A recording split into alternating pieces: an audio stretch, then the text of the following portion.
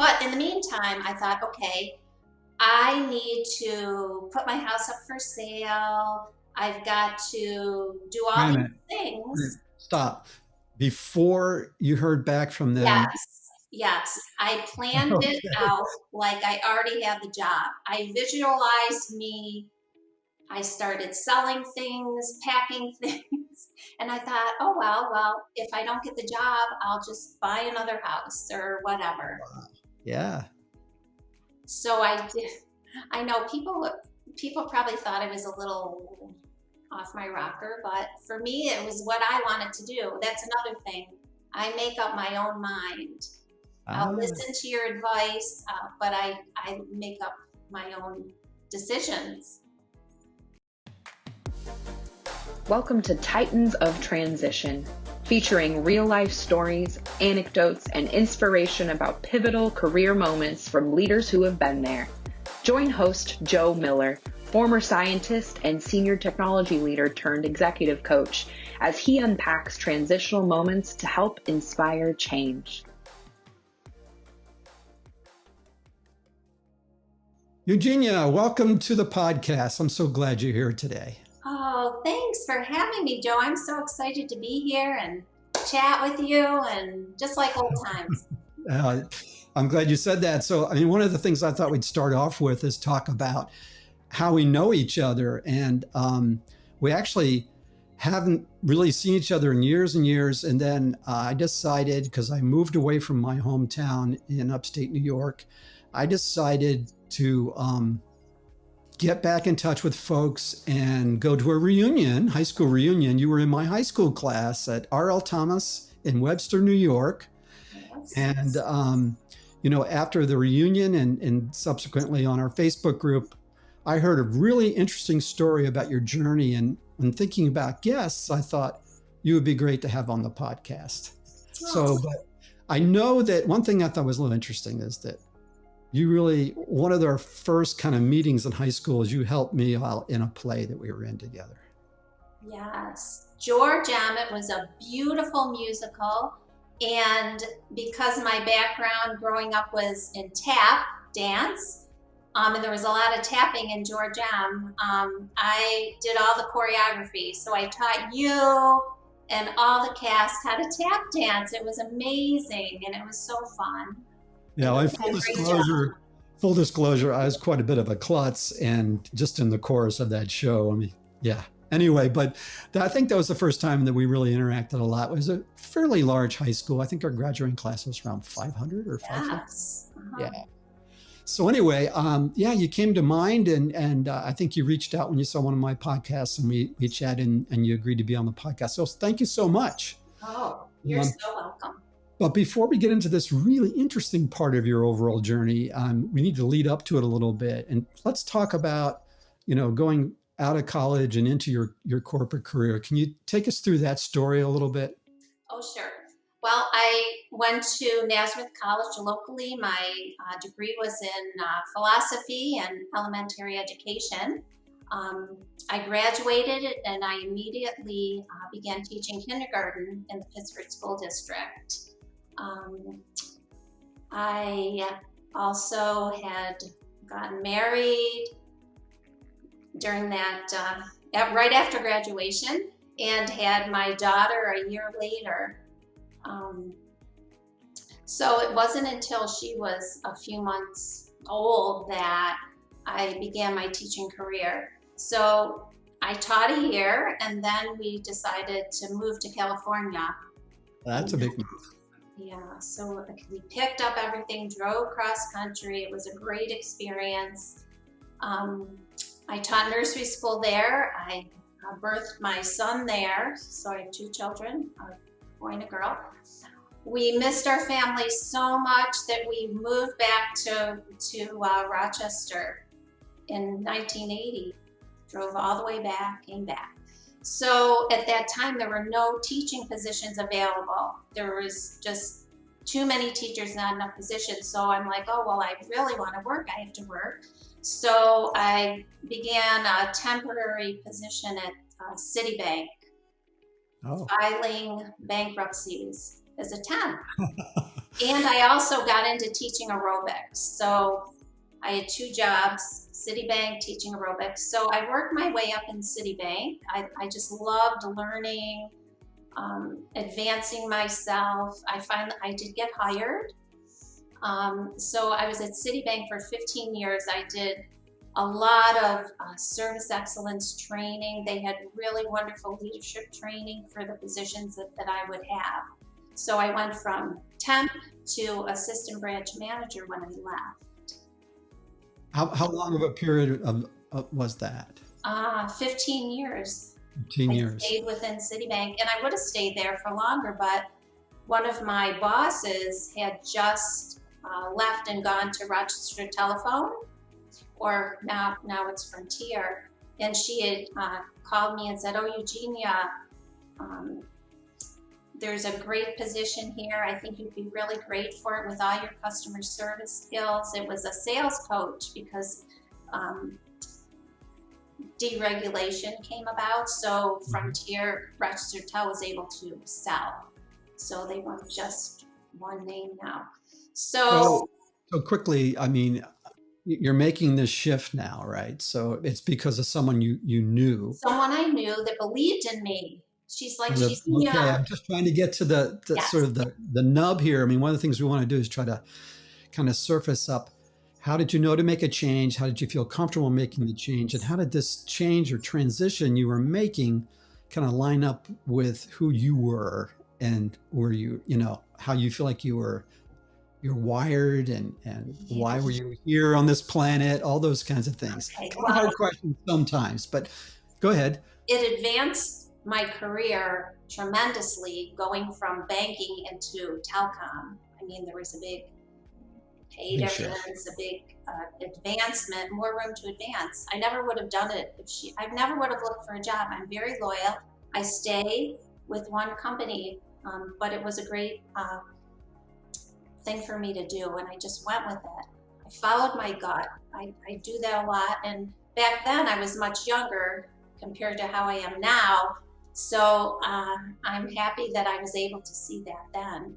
So I, again, took lots of training. They have great training. I took a Dale Carnegie course there.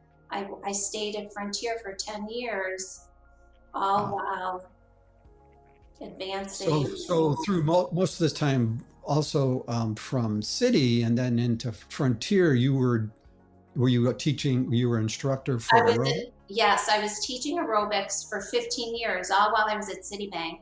I had to stop because I got injured. Back in the Jane Fonda, I call them Jane Fonda aerobic days. Yeah. No one was certified. We were jumping around on cement in sneakers, Reebok sneakers, nothing like it is today. So I really hurt myself doing triple classes, filling in for teachers. I love to work, and I love teaching aerobics. There was so much energy in it. So I had to stop teaching. My chiropractor said, "Why don't you try Pilates?" Right? 15 years later, after barely able to walk. And did you know much about Pilates at the time? No, honestly, I knew nothing, because I remember reading in some magazine while I was teaching aerobics, Pilates, what's Pilates? I had no idea. And it was Pilates, because it's been around 100 years. Wow. Yeah. So I started taking lessons, and oh my gosh, my back, because I had to strengthen my core. Pilates strengthens your core, lengthens your spine, helps your posture, does all these things to align your spine so you're healthy. So my back pain went away, and because of that, I really wanted to share my gift of this Pilates with other people, to help them to lead a functional life, so they could return back. Joseph Pilates wrote a book, Return to Life. Do Pilates so you can return to your everyday things you used to do that maybe you can't do anymore. Just by moving. Kind of just listening to you, the passion starts to already emerge here as you recall that you fell in love with Pilates, right? It healed you, but you also kind of developed this real love for it, and it kind of pulled you forward, it sounded like. Yes. Your interest was shifting more and more in that direction. My So tell us about shifting, that. yes. Yeah. There's another shift here. It was shifting from only thinking about Pilates 24/7. Okay, I'm here at Frontier. I need to be doing my work, not thinking about Pilates. So it was overcoming me. It was taking over my life because it was unexplainable. Body, mind, spirit, it is too. So because I had been teaching all along until I had to stop, I thought, oh, I think I'd like to teach Pilates. So I started in different training programs. I took the very big comprehensive training program and got my certification then. Your certification to be an To teach instructor? Pilates on all the apparatus. It's not just mat. We have reformers, Cadillacs, all different pieces of equipment you can work on. Okay. So here I am going through my certification, working at Frontier, 2 children at home, trying to take care of also. And I also would go on teaching vacations. So this is how it all started with what I'm going to talk about. I went to Jamaica, the Bahamas a few times, and if you agree to teach 2 or 3 classes a day, you just pay for your airfare, and they set you up in the hotel just like you're on vacation, and the rest of the time is yours. So I did that.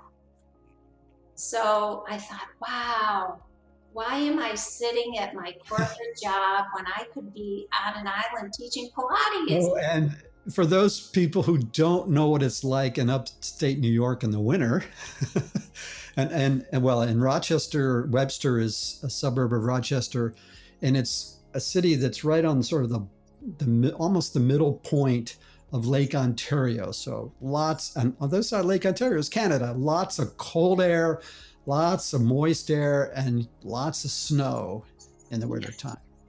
Yeah. And I love warmth, the island life. So I really thought, I'm going to pursue this. And I'd been reading a book, The Wisdom of Florence Scovel Shinn. It's The Game of Life, just different wonderful,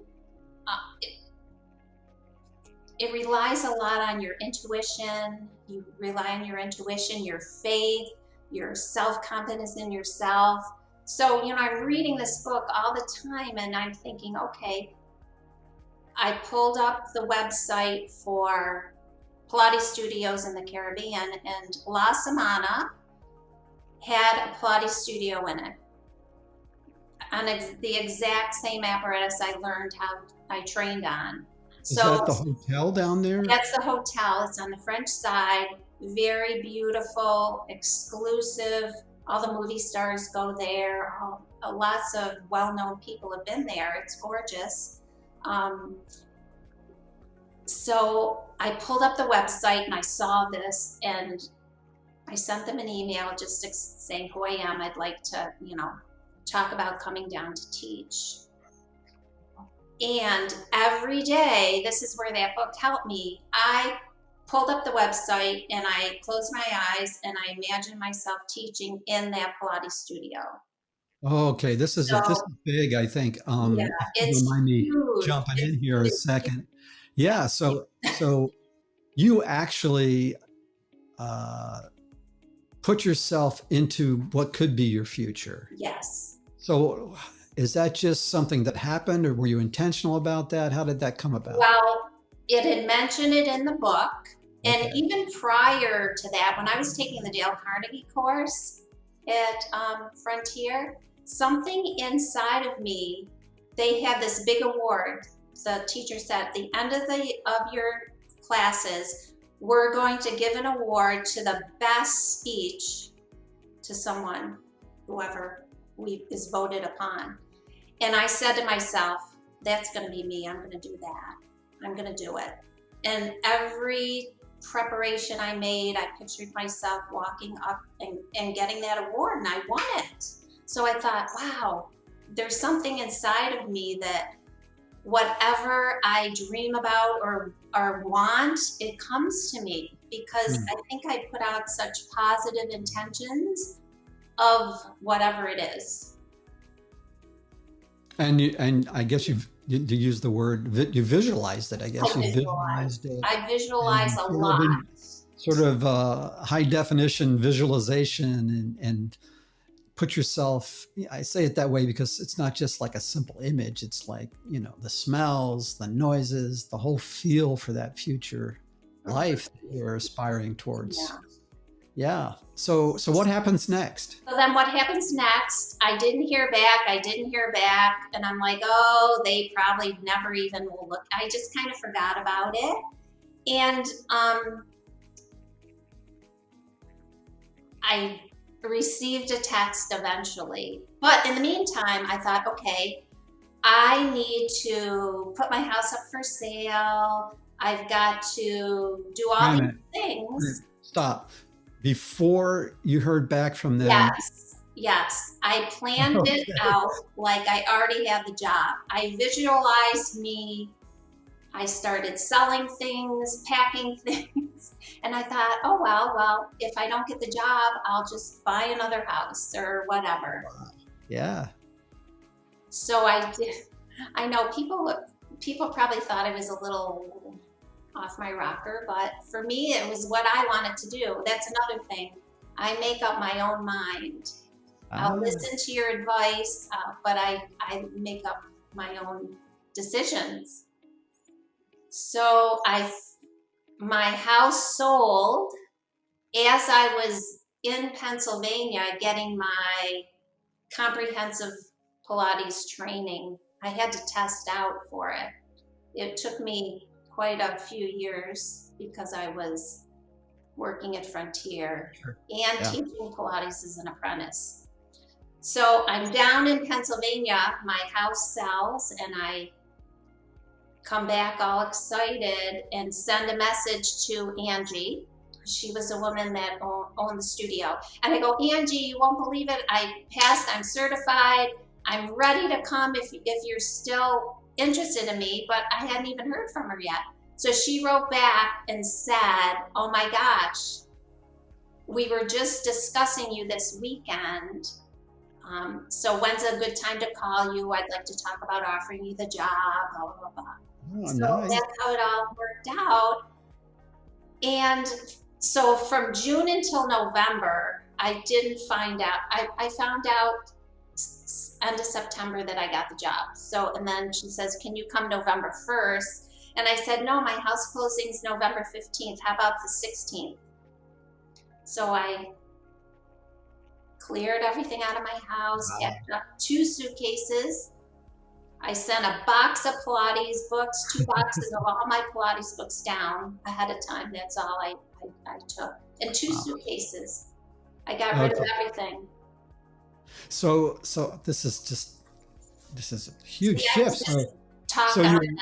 Let's get down in the islands now. Okay. That's down in the islands. Okay. Yeah, we were island attire.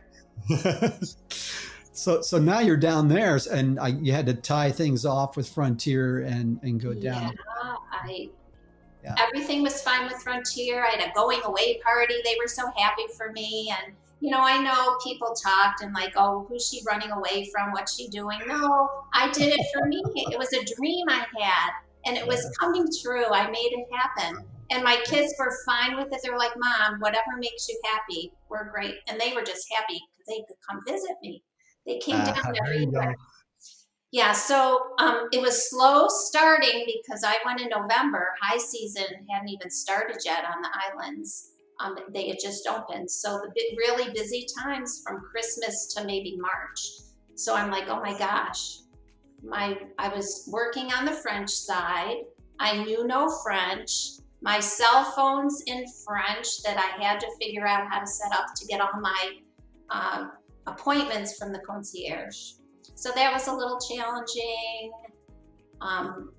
The money wasn't coming in right away, so I put myself out there. Kind of a slow pickup on the revenue side, I guess. Pick up on the revenue. So again, I visualize people walking through the door of the Pilates studio every day, even while I was driving. I just pictured everything being the way it should be, because that's how I believe it. Things work out the way they are meant to be. And if they don't, then it's time to figure out something else. So I was there 6 years, and within 6 years, I was working 7 days a week, basically many hours of the day, a lot of hours. And you were living your dream. I was living my dream, teaching villa clients, people who would come down to the villa, local people that lived there wanted Pilates. I was the only Pilates teacher on the island at the time. Wow. And you said there's a lot of, I mean, this was a high-end hotel, so you were dealing with all kinds of people, local people flying in who had deep pockets, flying in from lots of different areas who wanted to continue. All over the world. Yeah. I have friends all over the world that I keep in contact that I met through Pilates at La Sabana. And I worked at Marcy's Mega Gym, a good friend of mine that I still keep in contact with. Her gym, I taught mat classes in the gym when I first started there too, and continued. So I did water aerobics in the pool. I did anything I could to. Wow. Well, that was a rich time, but you launched off with 2 suitcases. Everything that was in your house went somewhere, and now you're down there and you're having you're kind of in your zone, and you're enjoying the life you dreamed of with Pilates, and you're meeting a lot of interesting people. So what happened next? I mean, I'm just curious. Well, first of all, was it a year-round thing? No. Okay. The hotel was open from November 1st until August 31st. It closed for the hurricane season, which was all of September and October. So I would come back to Rochester to visit my family and friends every year. And in the meantime, my friends and family would come to visit me. Yeah. But every year, it got harder and harder to come back to the island because I started missing my family. And my daughter, I knew she wanted to start a family.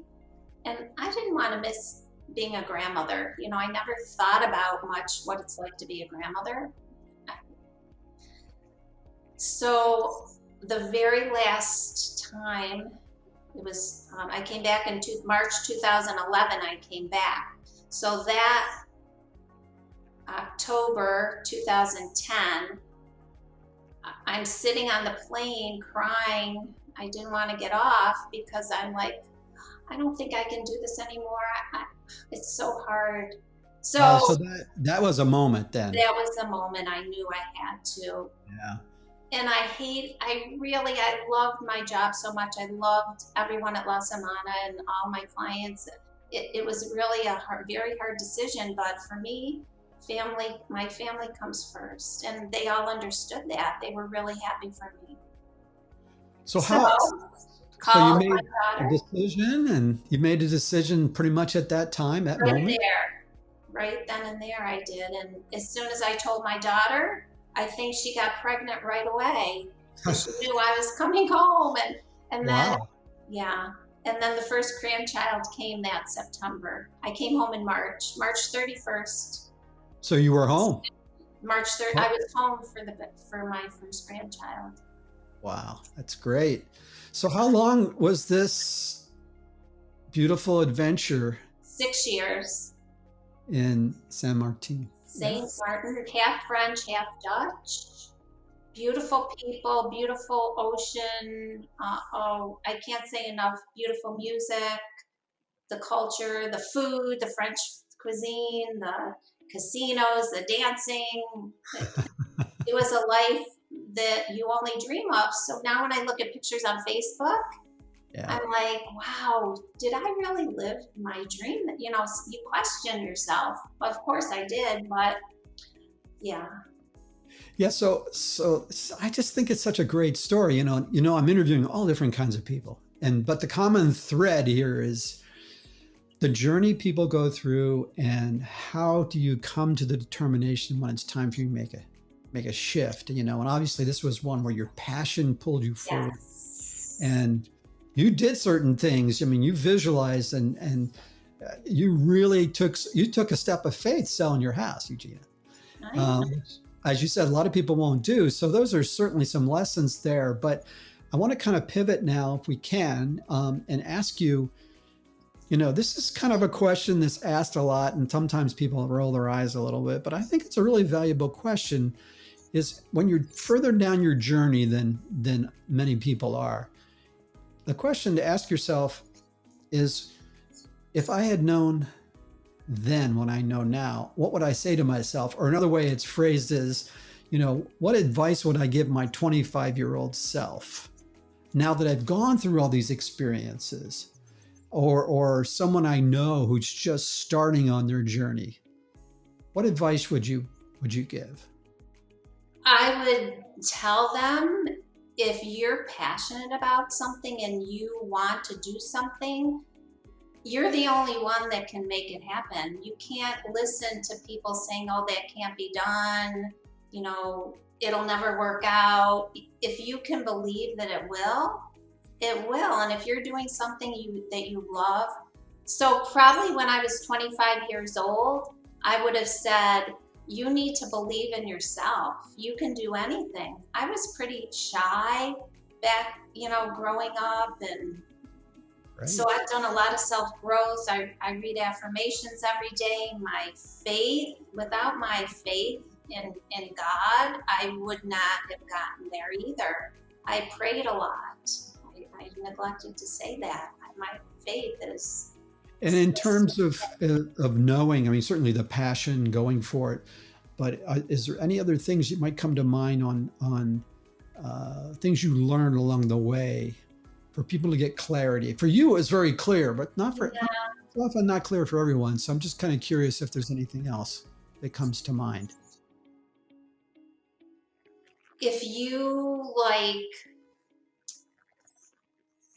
see something that triggers your imagination and you think, oh no, it might be something. You don't discard yourself, what you feel inside of you. Yeah. That's a good one. That's really a good one. I'm going to shift again now, because the story's not over. When you came back to Webster, Rochester, New York, you didn't stop Pilates. Oh, I did not. So this is the reprise story. So, and I know you just got back from another little trip. You want to tell us about Boulder a little bit? Oh, sure. So I've been back since 2011, right? My grandson's 8, so 8. I'm terrible without a calculator, but 8 years. So I came right back. I had a job already lined up at a Pilates studio. I taught at several Pilates studios these past years. And 2 years ago, again, a visualized a dream from my whole Pilates career is to be in a very classical Pilates studio. So through Facebook, I met this beautiful young woman, Kate Wheeler, that had a Pilates studio already in her home.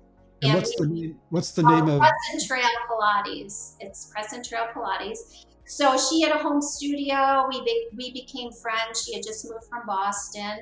We exchanged lessons with each other. We just hit it off really well. Even though I'm old enough to be her mother, age is no boundary for me. She's like my sister, but I respect her. She's my mentor, teacher. So we got to talking. She goes, I really would love to open up a larger studio and teach classes. Would you be interested? Oh, yes. It'd be my dream studio, my dream place to be. Pilates heaven, I call it. So here we are, 2 years now. Before COVID, but we still have a beautiful community of Pilates. But anyway, we're doing everything online now.